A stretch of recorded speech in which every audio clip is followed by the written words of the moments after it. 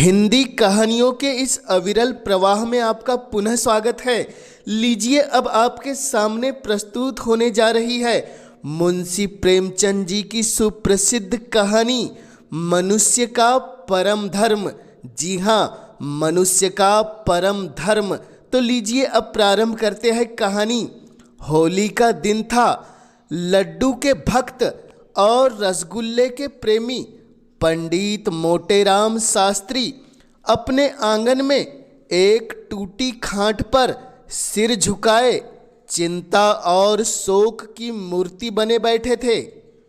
उनकी पत्नी उनके पास बैठी हुई उनकी ओर सच्ची सहवेदना की दृष्टि से ताक रही थी और अपनी मीठी वाणी से पति की चिंताग्नि को शांत करने का प्रयास कर रही थी। काफी देर तक चिंता में डूबे रहने के बाद पंडित जी उदासीन भाव से बोले, नसीबा ससुरा न जाने कहाँ जाकर सो गया है। होली के दिन भी अभी तक सो रहा है। पंडिताइन ने कहा, दिन ही बुरे आ गए हैं। यहाँ तो जौन ते तुम्हारा हुकुम पावा ओही, घड़ी ते सांझ सवेरे दोनों जून सूरज नारायण से ही वरदान मांगा करीत है कि कहूँ से बुलवा आवे सैकड़न दिया तुलसी माई को चढ़ावा। मुदा सब सोए गए गाड़ परे कोऊ काम नहीं आवत है। पंडित मोटेराम ने कहा, कुछ नहीं, ये देवी देवता सब नाम के है।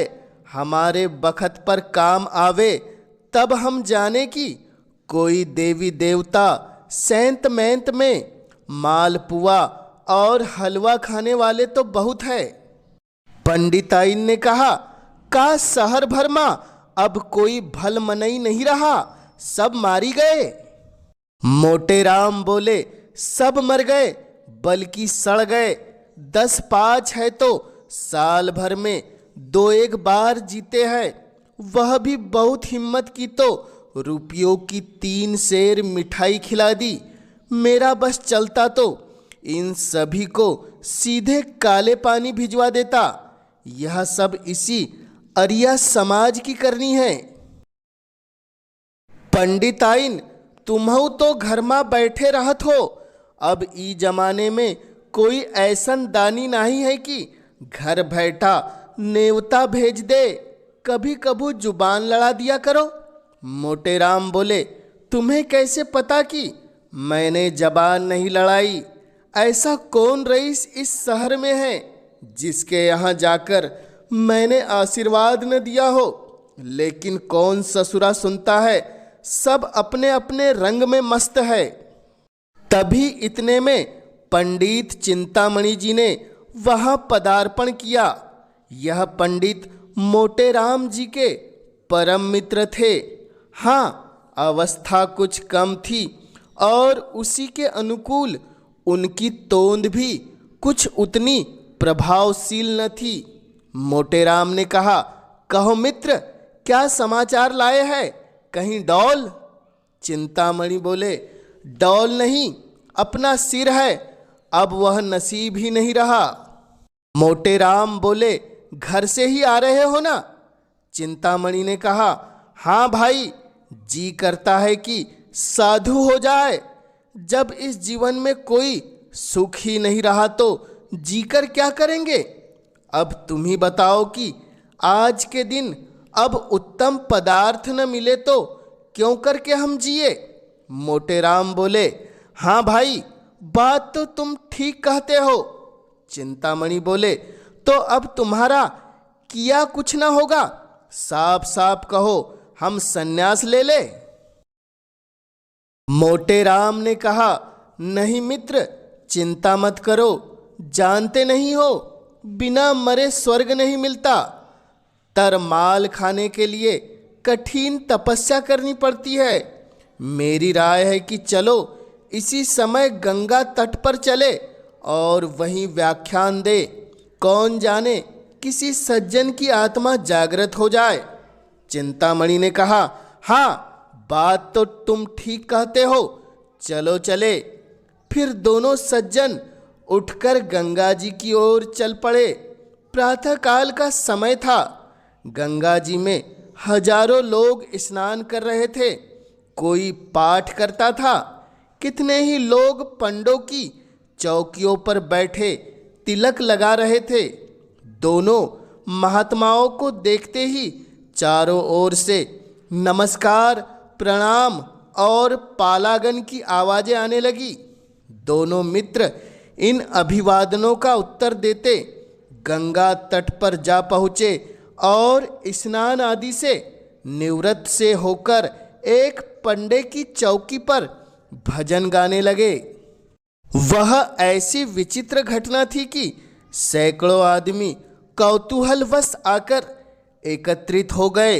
जब श्रोताओं की संख्या कई सौ तक पहुंच गई तो पंडित मोटेराम गौरव युक्त भाव से बोले, सज्जनों, आपको ज्ञात है कि जब ब्रह्मा ने इस असार संसार की रचना की तो ब्राह्मणों को अपने मुख से निकाला। किसी को इस विषय में शंका तो नहीं है? श्रोतागण बोले, नहीं महाराज, आप बिल्कुल सत्य कहते हैं। आपकी कौन काट कर सकता है? मोटेराम बोले, तो ब्राह्मण ब्रह्मा के मुख से निकले, यह निश्चित है। इसलिए मुख मानव शरीर का श्रेष्ठतम भाग है। अतएव मुख को सुख पहुंचाना प्रत्येक प्राणी का परम धर्म है। और यही नहीं, कोई काटता है हमारे वचन को, सामने आए, हम उसे शास्त्र का प्रमाण दे सकते हैं। श्रोतागण बोले, महाराज, आप ज्ञानी पुरुष हो, आपको काटने का साहस कौन कर सकता है? मोटेराम बोले, अच्छा, तो अब यह निश्चित हो गया कि मुख को सुख देना प्रत्येक प्राणी का परम धर्म है। तो क्या यह देखना कठिन है कि जो लोग मुख से विमुख है वे दुख के भागी है? कोई काटता है इस वचन को? श्रोतागण बोले, महाराज, आप धन्य हो, आप न्याय शास्त्र के पंडित हो। अब मोटेराम बोले, अब प्रश्न यह उठता है कि मुख को सुख कैसे दिया जाए? हम कहते हैं, जैसी तुम में श्रद्धा हो, सामर्थ्य हो, इसके अनेक प्रकार है। देवताओं के गुण गाओ, ईश्वर की वंदना करो, सत्संग करो और कठोर वचन न बोलो। इन बातों से मुख को सुख प्राप्त होगा। किसी को विपत्ति में देखो तो उसे ढांढस दो, इससे मुख को सुख होगा। लेकिन इन सब उपायों से श्रेष्ठ, सबसे उत्तम, सबसे उपयोगी एक और ढंग है। कोई आप में ऐसा है जो उसे बतला दे? है कोई जो इस बात को जानता हो तो बोले। श्रोतागण बोले, महाराज, आपके सम्मुख कौन मुंह खोल सकता है? आप ही बताने की कृपा कीजिए। मोटेराम बोले, अच्छा, तो हम चिल्लाकर गला फाड़ फाड़ कर कहते हैं कि वह इन सब विधियों से श्रेष्ठ है।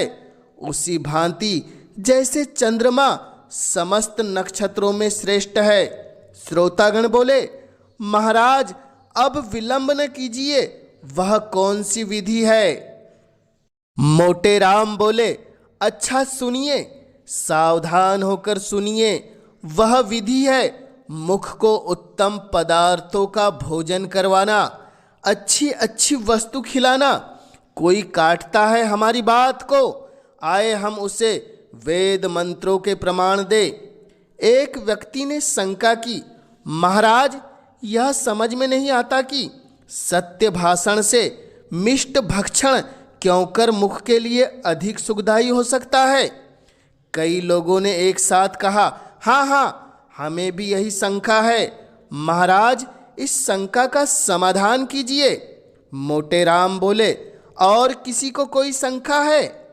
हम बहुत प्रसन्न होकर उसका निराकरण करेंगे। सज्जनों, आप पूछते हैं कि उत्तम पदार्थ का भोजन करना और कराना क्यों कर सत्य भाषण से अधिक सुखदायी है? मेरा उत्तर है कि पहला रूप प्रत्यक्ष है और दूसरा अप्रत्यक्ष। उदाहरणतः कल्पना कीजिए कि मैंने अपराध किया। यदि हाकिम मुझे बुलाकर नम्रतापूर्वक समझाए कि पंडित जी, आपने यह अच्छा काम नहीं किया, आपको ऐसा उचित नहीं था, तो उसका यह दंड उसे सुमार्ग पर लाने में सफल न होगा। सज्जनों, मैं ऋषि नहीं हूँ, मैं दीनहीन माया जाल में फंसा प्राणी हूँ। मुझ पर इस दंड का कोई प्रभाव नहीं होगा। हाकिम के सामने से हटते ही फिर उसी कुमार्ग पर चलने लगूंगा। मेरी बात समझ में आती है? कोई इसे काटता है? श्रोतागण बोले, महाराज, आप तो विद्यासागर हो, आप पंडितों के आभूषण हो, आप तो धन्य हो। मोटे राम बोले, अच्छा, अब उसी उदाहरण पर बात करो। हाकिम ने बुलाकर तत्क्षण कारागार में डाल दिया और वहां मुझे नाना प्रकार के कष्ट दिए गए। अब जब मैं लौटूंगा तो बरसों तक यातनाओं को याद करता रहूंगा और संभवतः कुमार्ग को त्याग दूंगा। अब आप पूछेंगे, ऐसा क्यों? दंड दोनों ही है, तो क्यों एक का प्रभाव पड़ता है और दूसरे का नहीं? इसका कारण यही है कि एक का रूप प्रत्यक्ष है और दूसरे का गुप्त। समझे आप लोग? श्रोतागण बोले, धन्य हो महाराज, आपको ईश्वर ने बड़ी बुद्धि सामर्थ्य दी है। मोटे राम बोले, अच्छा, तो अब आपका प्रश्न होता है, उत्तम पदार्थ किसे कहते हैं? इसकी विवेचना करता हूँ। जैसे भगवान ने नाना प्रकार के रंग नेत्रों के विनोदार्थ बनाए, उसी प्रकार मुख के लिए भी अनेक रसों की रचना की। लेकिन इन समस्त रसों में श्रेष्ठ कौन है? यह अपनी अपनी रुचि है। लेकिन वेदों और शास्त्रों के अनुसार मिष्ट रस माना जाता है। देवतागण इसी रस पर मुग्ध होते हैं। यहाँ तक कि सच्चिदानंद सर्वशक्तिमान भगवान को भी मिष्ट पाक ही अधिक रुचिकर लगते हैं। कोई ऐसे देवता का नाम बता सकता है जो नमकीन वस्तुओं को ग्रहण करता हो? है कोई जो ऐसे एक भी दिव्य ज्योति का नाम बता सके? कोई नहीं है। इसी तरह खट्टे, कड़वे और चरपरे कसैले पदार्थ से भी देवताओं की प्राप्ति नहीं की जा सकती। श्रोतागण बोले, महाराज, आपकी बुद्धि अपरंपार है। मोटे राम ने कहा, तो यह सिद्ध हो गया कि मीठे पदार्थ सब पदार्थ से श्रेष्ठ है। अब आपका पुनः प्रश्न होता है कि क्या समग्र मीठी वस्तुओं में मुख में समान आनंद प्राप्त होता है? यदि मैं कह दूं हाँ, तो आप चिल्ला उठेंगे कि पंडित जी, तुम बावले। इसलिए मैं कहूँगा नहीं, और बारंबार नहीं। सब मीठे पदार्थ समान रोचकता नहीं रखते। गुड़ और चीनी में बहुत भेद है। इसलिए मुख को सुख देने के लिए हमारा परम कर्तव्य है कि हम उत्तम से उत्तम मिष्ट पाकों का सेवन करें और कराए। मेरा अपना विचार है कि यदि आपके थाल में जौनपुर की इमरतियाँ, आगरे के मोतीचूर, मथुरा के पेड़े, बनारस की कलाकंद, लखनऊ के रसगुल्ले, अयोध्या के गुलाब जामुन और दिल्ली का हलवा सोहन हो, तो वह ईश्वर भोग के योग्य है। देवतागण उस पर मुग्ध हो जाएंगे और जो साहसी पराक्रमी जीव ऐसे स्वादिष्ट ठाल ब्राह्मणों को जिमाएगा, उसे संदेह स्वर्गधाम प्राप्त होगा। यदि आपको श्रद्धा हो तो हम आपसे अनुरोध करेंगे कि अपना धर्म अवश्य पालन कीजिए, नहीं तो मनुष्य बनने का नाम न लीजिए। इसके साथ ही पंडित मोटेराम का भाषण समाप्त हो गया। तालियां बजने लगी। कुछ सज्जनों ने इस ज्ञान वर्षा और धर्म उपदेश से मुग्ध होकर उन पर पुष्प वर्षा की। फिर चिंतामणि ने अपनी वाणी को विभूषित किया। सज्जनों, आपने मेरी परम मित्र पंडित मोटेराम का प्रभावशाली व्याख्यान सुना और अब मेरे खड़े होने की आवश्यकता न थी, लेकिन जहाँ मैं उनसे और सभी विषयों में सहमत हूँ, वहाँ उनसे मुझे थोड़ा मतभेद भी है। मेरे विचार में यदि आपके हाथ में केवल जौनपुर की इमरतियाँ हो तो वह पंचमेल मिठाइयों से कहीं सुखवर्धक, कहीं स्वादपूर्ण और कहीं कल्याणकारी होगा। इसे मैं शास्त्रोक्त सिद्ध करता हूँ। मोटेराम ने सरोष होकर कहा, तुम्हारी यह कल्पना मिथ्या है। आगरे के मोतीचूर और दिल्ली के हलवे सोहन के सामने जौनपुर की इमरतियों की तो गणना ही नहीं हो। चिंतामणि बोले, प्रमाण में सिद्ध कीजिए। मोटेराम बोले, प्रत्यक्ष के लिए प्रमाण? चिंतामणि ने कहा, यह तुम्हारी मूर्खता है।